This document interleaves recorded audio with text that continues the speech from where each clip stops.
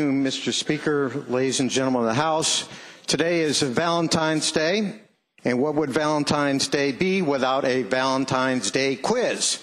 So I'll pay attention here, because here is your quiz toss-up question of the morning. The question is, what do the following states have in common?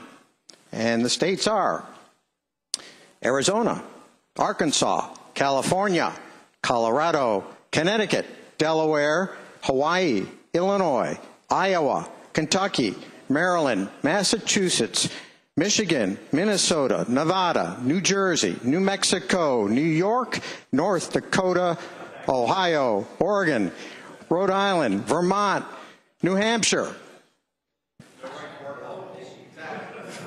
No. They all have in common that they made the decision to bring federal dollars back to their states to ensure that more of their people have insurance and to close the coverage gap. Ladies and gentlemen, Mr. Speaker, some of these states are doing this very traditionally in terms of just straight Medicaid expansion. Others have chosen the so-called private option that we've heard a little bit about in the last couple of days. But all of them have said yes to taking the federal dollars. So you might ask yourself, why? Well, let me tell you why. Or rather, wait a minute. I'm the Democratic leader. If I tell you why, inevitably, you're going to see it through that lens. So rather than me tell you why, I'm going to have them tell you why.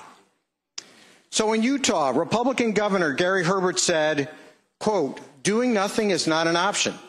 In Arizona, Republican Governor Jan Brewer, hardly a rhino, said, quote, this legislation will protect Arizona's hospitals, it will create thousands of jobs, and it will save lives. In Michigan, Republican Governor Rick Snyder said, quote, this is about the health of fellow Michiganders. The right answer is not to talk about politics, but to talk about our family of 10 million people.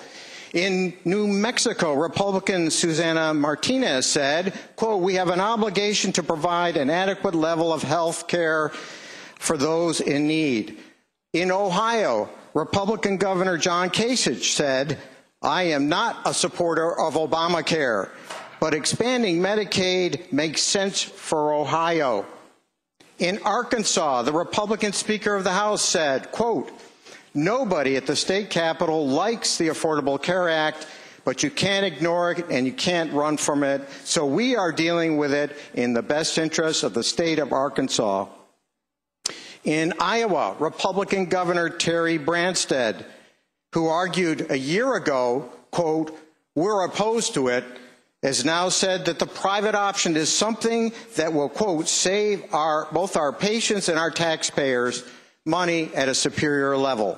Ladies and gentlemen, Mr. Speaker, many of these states have not embraced as many reforms as we have in Virginia. They all recognize the need for the reforms, as we do, but they have decided that reform and bridging the coverage gap can go together, and so they have decided to take the federal money.